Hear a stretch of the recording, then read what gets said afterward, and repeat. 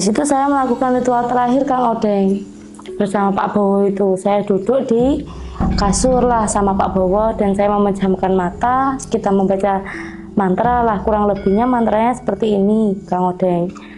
Saya menjual kenikmatan saya, gantilah rezeki saya 7 lapis langit, 7 lapis bumi. Terus akhirnya saya memejamkan mata, saya membuka mata itu ngelihat Pak Bowo itu awalnya yang tadinya tua, itu ganteng gitu loh Kang Odeng. Nah di situ saya melakukan ibaratnya langsung melakukan hubungan badan lah sama Pak Bowo itu. Di situ hawa nafsu itu menggebu-gebu gitu loh. Sampai ibarat Pak Bowo itu ibaratnya ujung kuku saya sampai ujung rambut itu dijilati Kang Odeng.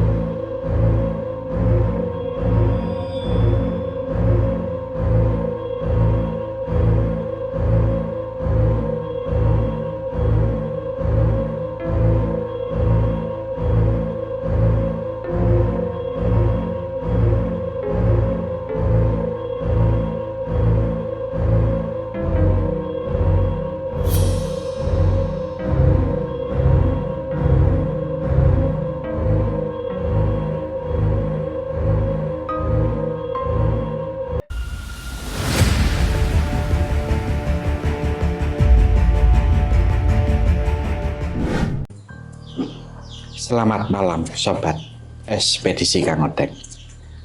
Pada kesempatan kali ini kita nggak sendiri, kita ditemani oleh seorang narasumber yang bernama Mbak Nisa. Mbak Nisa ini akan mengisahkan di mana Mbak Nisa pernah mencari pesugihan. Kita sambut narasumber kita. Assalamualaikum Mbak Nisa. Waalaikumsalam. Gimana kabarnya Mbak? Baik. Alhamdulillah. Katanya Mbak Nisa ini pernah mencari pesugihan. Iya. Kalau bisa diuraikan, diceritakan dari awal, itu gimana kisahnya Mbak? Dan tahun berapa dulu? Begini Kang Odeng, di tahun 2015 saya punya bisnis kuliner. Dari bisnis kuliner itu awalnya rame Kang Odeng. Rame sampai ibaratnya banyaklah pelanggan itu pagi, siang, sore itu rame juga. Soalnya kan tempatnya itu strategis Kang Odeng. Depan itu pabrik, juga banyak pegawai-pegawai pabrik itu yang makan di rumah makan saya lah. Dari situ ibaratnya banyak juga pelanggan pagi, sore itu juga banyak lah. Nggak pernah sepi lah toko saya itu. Dari situ toko saya itu rame, tapi saya ada kejanggalan Kang Odeng di situ. Kejanggalannya di sebelah rumah makan saya itu ada juga yang buka rumah makan, ya sama seperti yang saya punya, sama persis. Tapi saya nggak pernah berpikir yang macam-macam lah, namanya yang kuasa kan ngasih rezeki nggak pernah salah. Nah dari situ makin hari makin rame, masih rame lah warung makan saya itu. Menginjak beberapa bulan Kang Odeng, rumah makan saya itu 8 bulanan mungkin kok sepi gitu. Tapi saya berpikir positif lah awalnya, nggak pernah berpikir yang macam-macam lah. Nah dari situ kok makin hari awalnya pelanggan itu rame, kok sekarang 1-2 cuma yang makan di rumah makan saya. Saya bingung, akhirnya mencari saudara, coba tanya-tanya lah di mana ada orang kayak spiritual lah, orang pinter lah kalau bahasa Jawanya. Akhirnya saya mencoba ke orang pintar sana, ibaratnya minta tolonglah supaya rumah makan saya itu kembali ramai seperti dulu. Soalnya dari situ kan tempat saya mencari sesuap nasi lah, ibaratnya mencari nafkah lah dari situ. Nah awalnya saya pergi ke ibaratnya ke situ, ke rumah dukun itu minta syarat supaya rumah makan ini rame lagi seperti dulu. Nah, dari situ saya dibawakan, berceritalah, kok rumah makan saya begini Mbah, kok rumah makan saya awalnya rame kok sepi. Katanya orang itu ada yang ibaratnya ada yang iri hati lah gitu. Nah, terus akhirnya dari situ saya dibawakan kayak botol gitu loh Kang Odeng. Nah itu disuruh nyiram-nyiramkan ke rombongnya itu loh. Nanti kalau misalnya sudah disiram, nanti ada kayak ada apa Samen ambil Mbak, nanti Samen bakar gitu. Awalnya sih saya nggak percaya seperti itulah. Wong orang saya apa nggak pernah percayalah hal-hal mistis seperti itu. Nah, setelah saya mengalami sendiri, ibaratnya mengalami ya itu sepi warung itu sepi, saya ambil itu, saya dari dukun itu tadi saya ambil, saya siram-siramkan ke warung saya, itu muncul Kang Odeng. Itu dari mbahnya apa orang pintar itu dibawakan apa aja? Air sama ibaratnya daun kelor, suruh ambil daun kelor itu, suruh campur ke airnya itu, terus nanti disiram-siramin ke warungnya itu. Nah dari situ tuh ada kejanggalan Kang Odeng. Ya di tengah-tengah gerobak itu ada kayak bungkusan gitu. Saya buka lah bungkusan itu. Loh, kok bungkusan itu isinya kayak pasir gitu, kayak apa ya, tanah, semacam tanah itu loh. Tapi kok nggak enak, itu pikiran saya tuh udah nggak enak lah. Kok ada bunga, kok ada jarum gitu juga lah. Saya buang lah dari situ. Itu bungkusan pakai apa bungkusnya itu? Bungkusannya pakai kain kafan, terus itu tuh kain hitam gitu di bawah rombong itu. Terus saya bawalah ke Mbah tadi ya, katanya iya Nduk, ini ada yang iri sama kamu, soalnya warung kamu itu rame ya. Terus dari situlah awalnya saya ibaratnya percaya bahwa ada hal-hal mistis itulah. Nah dari pulang ke rumah Mbah Dukun itu, rumah makan saya itu ibaratnya adalah ibaratnya penaikan, ibarat sepi itu tadi adalah 1, 2, 3 orang yang masuk. Tapi beberapa bulan lagi seperti itu lagi Kang Odeng, nggak ada perkembangan lagi. Nah, tapi kok sebelah rumah makan saya itu kok semakin hari semakin rame gitu. Kok warung saya ini semakin hari kok semakin terpuruk, semakin sepi gitu. Juga ada kejanggalan lagi. Masakan saya yang awalnya saya masak jam 3 itu, kok jam 7 itu kalau ada orang beli itu semuanya busuk. Awalnya nasi itu pasti panas itu, saya ambil itu kok busuk. Juga lauk-lauk juga kayak ikan apa itu busuk semua Kang Odeng. Nah dari situ saya, loh apa ini, apa cobaan apa lagi gitu loh. Ibaratnya kayak gini kan, sekarang kan uang ini lagi susah toh, Kang Odeng, cari nafkah kan juga susah toh. Kok ada aja orang yang iri hati, ibaratnya sudah dikasih rezeki yang sama kok masih ada yang iri gitu loh Kang Odeng. Dari situ awal mulanya kok beberapa bulan akhirnya rumah makan saya itu bangkrut Kang Odeng. Hutang banyak, terus saya bingung juga mana biaya sekolah anak, mana ya buat sehari-hari gitu Kang Odeng. Nah tiap hari itu debt collector itu selalu ganti Kang Odeng, menagih utang-utang itu. Akhirnya saya tuh pusing juga, telepon suami nggak ada solusi lah. Akhirnya saya tuh memberanikan diri pergi lagi lah ke ibaratnya ke orang yang pernah bantu saya di warung dulu ya Kang Odeng. Nah dari situ saya menitipkan anak saya dulu lah, terus ke sana. Saya ke sana, saya bilang gini, Mbah, apakah ada pesugihan yang instan Mbah, yang langsung dapat uang banyak gitu loh Mbah. Terus dari situ orangnya bilang gini, ya nggak ada Nduk. Nah terus saya bilang, loh katanya teman saya loh Mbah, ada Mbah di Seragen sana pesugihan yang nggak pakai tumbal keluarga, tumbal anak. Lah si Mbahnya itu bilang, loh ada Nduk kalau di situ, tapi harus berhubungan badan di Gunung Kemuku sana katanya Kang Odeng. Tapi berhubungan badan itu bukan sama suaminya. Loh, saya juga kaget. Loh, kok bisa ya Mbak? Kok nggak sama suaminya? Iya, harus cari pasangan sendiri lah gitu. Emang ritualnya di situ harus seperti itulah. Nah dari situ, emangnya siapa ya yang mau ya Mbak ya? Yang ibaratnya ritual lah seperti itu. Lah, kalau kamu siap kan Dok? Ibaratnya kalau kamu mau, saya carikan. Mbahnya itu bilang seperti itu Kang Odeng. Saya berpikirlah, iya apa tidak, tapi saya berpikir lagi ke belakang, semakin hari perekonomian seperti ini, akhirnya saya iyakan lah Kang Odeng. Nah dari situ banyak iya wes, kalau nanti ibaratnya ada yang nganu, saya nanti telepon kamu wes Dok. Nah saya pulang lah dari situ Kang Odeng. Selang beberapa minggu itu, 1 mingguan mungkin, Mbah itu telepon gitu, Dok, ini ada yang sama juga, ibaratnya yang mau mencari pesugihan seperti kamu gitu. Akhirnya saya berangkatlah Kang Odeng ke sana. Ke rumah mbahnya lah? Iya, ke rumah mbahnya itu. Dari sana ada sosok lelaki Kang Odeng, tua, sangat tua lah. Mungkin umurannya itu sekitar 45 tahun lah. Sedangkan usia saya di waktu itu 20 tahun.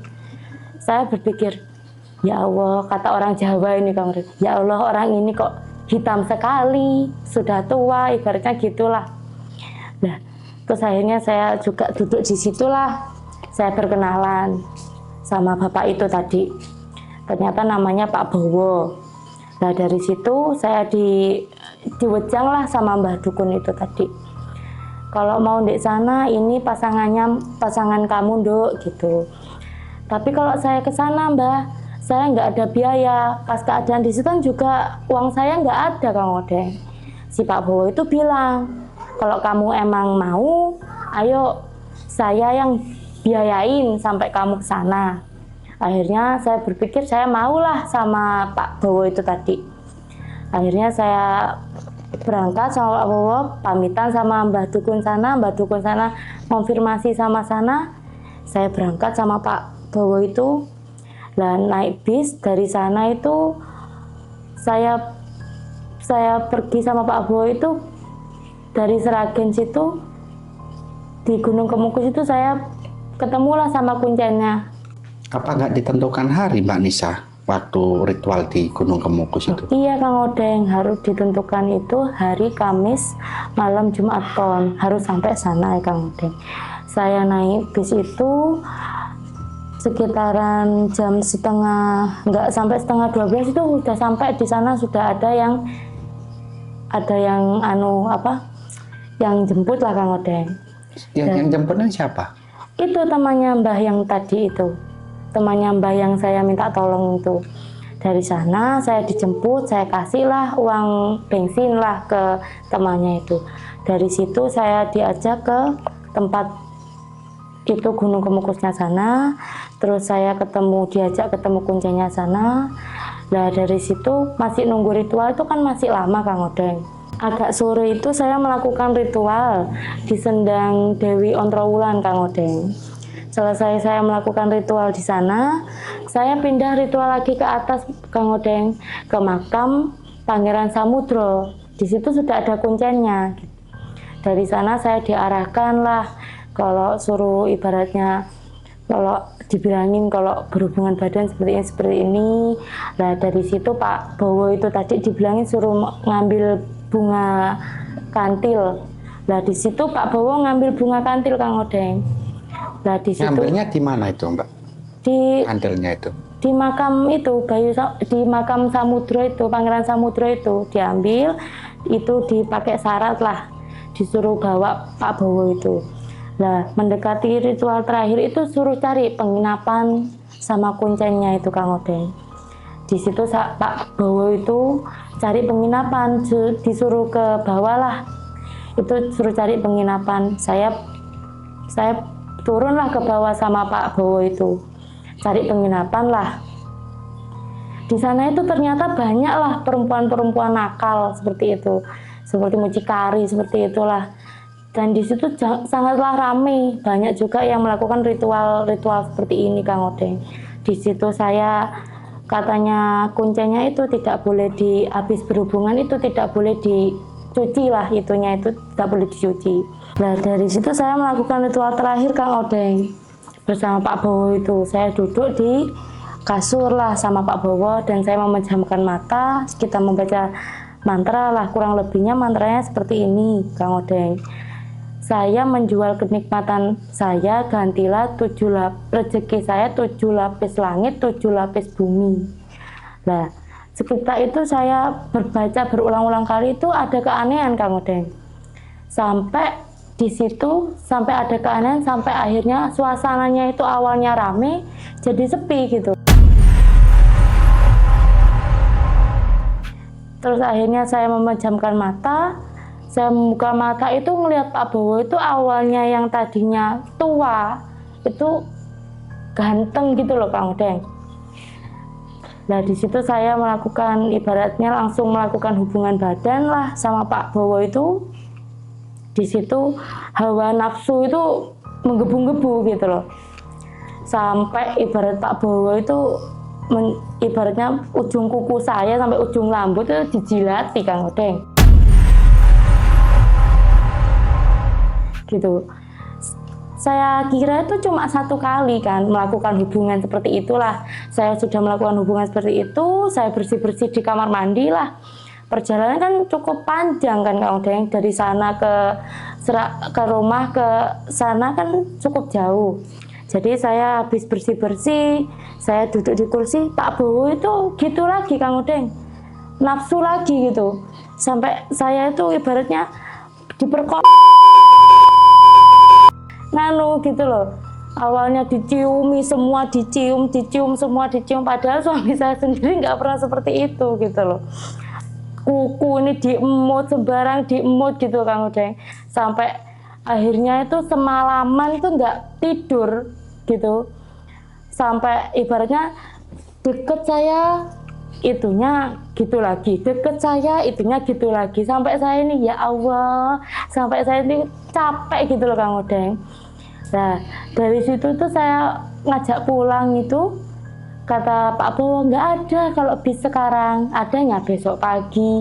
Nah di malam hari itu 1 malam itu saya melakukan hubungan badan itu 8 kali sampai Kang Odeng sama Pak Bowo itu. Padahal Pak Bowo itu tua ya, sampai ibaratnya itu melakukan hubungan badan itu sampai berkali-kali kayak orang puber pertama gitu loh Kang Odeng. Sampai saya heran.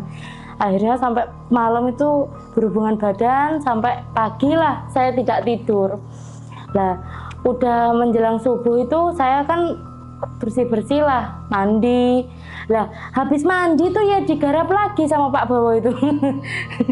Digarap lagi gitu. Mau pulang digarap lagi. Lah jadi saya mandi lagi. Lah sudah selesai lah. Saya mandi, saya akhirnya sama Pak Bowo bersih-bersih, saya pamitan lah sama juru kuncinya situ Kang Odeng. Saya pamitan pulang bersama Pak Bowo, saya naik bis lah sama Pak Bowo, saya menyimpan nomornya Pak Bowo saya simpan, Pak Bowo juga nomor saya disimpan Pak Bowo. Lah Pak Bowo pulang ke rumah, saya juga pulang ke rumah Kang Odeng. Sampailah saya ke rumah Kang Odeng, terus saya kontak-kontakan lah sama Pak Bowo. Kata Pak Bowo bilang, ritualnya itu yang sempurnanya lagi itu 7 kali Kang Odeng. Nah terus di hari yang sama lah, di Jumat Pon itu saya berangkatlah ke sana lagi. Ritual kedua lah saya berangkatlah ke sana lagi melakukan ritual yang sama yang seperti kemarin-kemarin. Terus pergi lagi ritual ketiga kali. Terus menginjak ritual keempat, suami saya ini datang Kang Odeng dari perantauan. Saya juga pun bingung untuk melakukan ritual keempat ini tadi. Dan suami saya ini membawa modal. Akhirnya saya membuka rumah makan saya kecil-kecilan dari modal yang suami saya punya itu tadi. Nah dari sana itu yang awalnya modal sedikit itu rumah makan saya itu rame Kang Odeng, rame sekali. Saking ramenya itu sampai pelanggan itu sampai di luar warung gitu. Akhirnya warung saya itu rame Kang Odeng, dan saya berpikir melakukan ritual di sana itu sukses, berhasil gitu Kang Odeng. Akhirnya menginjak ritual ke yang keempat, saya bingung gitu Kang Odeng. Kan ada suami saya di situ. Akhirnya saya mencoba menghubungi Mbah yang pernah nolong saya waktu dulu gitu. Mbah, saya telepon lah, Mbah gimana ini Mbah? Ini ada suami saya mau melakukan ritual yang keempat ini, terus ada suami saya gimana Mbah? Terus Mbah itu bilang, ya nanti saya bilangin aja suami sampean Duk, kalau ada yang mau saya bawakan biar supaya warungnya itu rame gitu Kang Odeng. Setelah saya habis teleponan sama Mbah itu, terus saya bilang lah sama suami saya lah, ya saya mau pergi ke rumah Mbah yang pernah nolongin kita dulu. Kata suami saya mau ikut Kang Odeng. Nah di situ saya bilang gini, loh kalau sampean ikut ya siapa yang jaga warung makan ini gitu. Akhirnya saya diperbolehkan lah sama suami saya Kang Odeng. Nah dari situ saya ketemuan lah sama Pak Bowo, tapi di sana di Sragen. Akhirnya saya berangkat menaiki bis sendiri, ketemu sama Pak Bowo di Gunung Kemukus sana. Akhirnya saya diperbolehkan, saya naik bis lah, ketemulah sama Pak Bowo di sana. Ritual lah kami seperti yang kemarin-kemarin itu. Dan akhirnya dari ritual sana saya pulang lah. Pulang itu warung itu yang awalnya ya rame lah, dibilang rame, itu semakin rame gitu. Sampai dari situ rame. Akhirnya saya bisa membeli rumah makan yang besar Kang Odeng, depot lah. Sampai bisa membeli rumah juga. Awalnya yang modal kecil itu, saya juga berpikir dari ritual inilah mungkin suksesan ini adalah. Sampai beli rumah, beli apalah. Terus di kemudian hari Pak Bowo itu telepon saya Kang Odeng. Dia curhat, kan dia mempunyai bisnis mebel Kang Odeng. Katanya semakin hari itu bisnisnya hancur Kang Odeng. Sampai buat bayar bank aja tidak punya. Terus curhat sama saya lah, minta bantuan lah sama saya untuk meminjamkan uang lah, sekitar 50 juta lah. Saya nggak berpikir panjang, karena yang dulu ibaratnya membiayai saya lah Pak Bowo. Akhirnya saya kasihlah uang itu ke Pak Bowo buat bayar angsuran di bank itu sekitar 50 juta. Soalnya Pak Bowo bercerita sama saya kalau ritual di sana juga dia menghabiskan uang puluhan juta. Jadi saya tanda terima kasih lah, saya kasih lah gitu. Tapi saya juga bingung Kang Odeng, kan uang ini jumlahnya cukup banyak lah.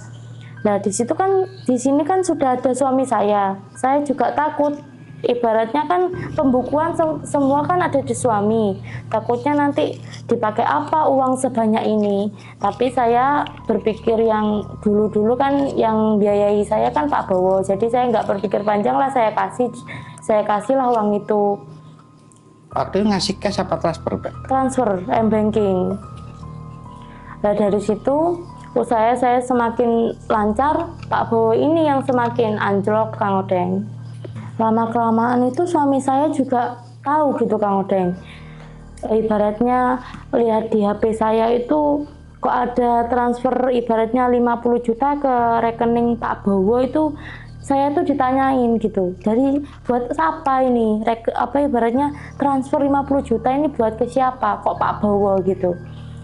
Terus lama-kelamaan setiap hari itu saya didesak lah sama suami saya, bertengkar terus lah menanyain uang yang 50 juta itu loh Kang Odeng. Terus akhirnya lama-kelamaan saya pusing lah buat alasan itu. Akhirnya saya bercerita lah ke suami saya kalau saya pernah melakukan pesugihan di Gunung Kemukus. Dari situ suami saya marah Kang Odeng, marah sampai semua yang ada di rumah itu dibanting lah. sampai ibaratnya marah besar dan ingin ketemu sama Pak Bowo. Dari situ, lah kalau saya juga bilang gini ke suami saya, lah kalau saya nggak melakukan ritual seperti ini, mana bisa warung kita ramai seperti kayak gini sampai kita bisa membeli semua ini. Lah dari situlah suami saya ingin ketemu sama Pak Bowo. Dari situ saya telepon Pak Bowo dan saya suruhlah bertemu sama suami saya. Di situ besoknya Pak Bowo datang ke rumah. Dari situlah suami saya marah, bilang kata-ngatain Pak Bowo itu, kamu ini loh yang ngajakin istri saya gini-gini, saya yang disalahkan. Di situlah kamu ini yang ngajakin Pak Bowo, saya itu disudutkan lah di situlah. Tapi saya melerai itu semua, saya turunin suami saya lus-lus biar sabar lah gitu. Terus saya ceritakan gini. Kalau misalnya melakukan persuasion gini, akhirnya suami saya tuh emosinya agak melerai. Awalnya tuh sampai mau pisah Kang Odeng sama saya gitu. Awal tahu saya kayak gitulah, pesugihan di situlah. Mau bercerai, tapi akhirnya lama-kelamaan menyerapi apa yang saya omongin itu akhirnya agak mendingan lah suami saya itu. Nah terus di besok harinya itu Kang Odeng, Pak Bowo itu datanglah di rumah, bertemulah sama suami saya gitu. Akhirnya duduklah di sofa di rumah itu, saya, Pak Bowo, suami saya. Pak Bowo belum duduk itu suami saya udah marah Kang Odeng. Kamu ini dasar tua, sudah di elokna sampai entek ngamek lah cara Jawa nih ngoten lah. Lah itu terus Pak Bowo ini bilang gini, kamu itu loh kalau ibaratnya istrimu nggak saya ajak loh, mungkin kamu ini masih seperti dulu itu, masih miskin. Terus suami saya itu berkelahi Kang Odeng, sampai saya itu pusing, berteriak saya, tolong, sampai gitulah, saking pusingnya saya itu, sampai tonjok-tonjokan lah suami saya itu. Pak Bowo ditonjok, kena sininya itu berdarah Kang Odeng. Terus suami saya tonjok juga, giginya itu juga berdarah gitu loh. Sampai kan rumah saya itu berdekatan sama rumah makan saya itu. Pembeli itu saking ramainya itu kedengeran suara kita bertengkar itu, akhirnya ikut ke ibaratnya lihat gitu loh Kang Odeng. Sampai akhirnya dilerai lah sama pembeli itu loh, saking bingungnya saya itu dilerai. Terus habis itu Pak Bowo itu bilang gini ke suami saya itu, kamu itu loh kalau istrimu nggak saya ajak, mungkin kamu masih seperti dulu miskin gitu loh. Kamu kalau kayak gini terus mungkin kamu bisa miskin lagi gitu Pak Bowo. Terus bilang sama suami saya tuh, terus dia pulang gitu, habis bilang seperti itu pulang gitu loh. Akhirnya setelah kejadian pertengkaran itu Kang Odeng, lama-kelamaan saya tuh nggak pernah disentuh gitu loh sama suami saya itu Kang Odeng. Awalnya biasanya di kamar itu disentuh gitu loh, kan sudah lama merantau lah Kang Odeng, nggak pernah disentuh. Saya itu sampai nangis sendirilah di kamar itu, kenapa gitu. Saya berpikir juga gini, kalau saya nggak melakukan seperti ini kan nggak mungkin usaha saya seperti ini gitu loh Kang Odeng. Saya juga pasrah lah gitu. Terus di kemudian hari lama-kelamaan suasananya mungkin nggak bisa terkondisikan lah. Ritual yang kelima itu nggak bisa saya lanjutkan lah Kang Odeng. Sampai akhirnya saya dan suami saya itu bercerai Kang Odeng, dan anak saya dibawa sama suami saya. Sampai saya itu ya pasrah lah awalnya ibaratnya. Tapi rumah makan saya itu ya rame, tapi nggak terlalu rame seperti dulu, standar gitu Kang Odeng. Tapi ya itu keluarga saya hancur gitu. Tapi nganu Mbak ya, tapi usahanya nggak sampai ada masalah ya? Nggak ada. Tapi itu ritualnya kelima sampai 6-7 nggak jalan? Nggak. Soalnya sudah nggak bisa dikondisikan lah. Soalnya kita ibaratnya suami saya sudah nggak mau sama saya sudah nggak punya apa, anak juga diambil suami saya gitu loh Kang Odeng. Jadi saya akhirnya menjanda gitu. Tadi habis kejadian itu Mbak Nisa ini pisah sama suaminya? Pisah, anak dibawa gitu. Tapi usaha masih lancar gitu loh. Sampai sekarang ini? Sampai sekarang. Tapi Mungkin suaminya nggak terima kalau panjenengan melakukan ritual dengan hubungan badan itu. Iya, nggak terima. Tapi ya gimana lagi Kang Odeng? Kalau ibaratnya kalau nggak melakukan seperti ini, mungkin saya nggak akan menjadi seperti ini gitu loh. Tapi Pak Bowonya ini gimana? Apa nggak tahu selanjutnya itu nggak? Sudah Nggak kontak. sudah nggak kontak Kang Odeng. Insya Allah. Ya itulah sobat kisah dari Mbak Nisa. Moga-moga jadi manfaat untuk kita semua. Pokoknya yang jelek jangan diikuti sobat. Kita mengambil hikmah dari cerita beliau aja. Nah, itulah sobat ya.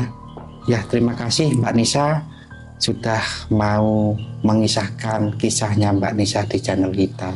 Saya sendiri sebagai Kang Odeng, saya ucapkan banyak-banyak terima kasih. Kita tutup dulu Mbak Nisa ya.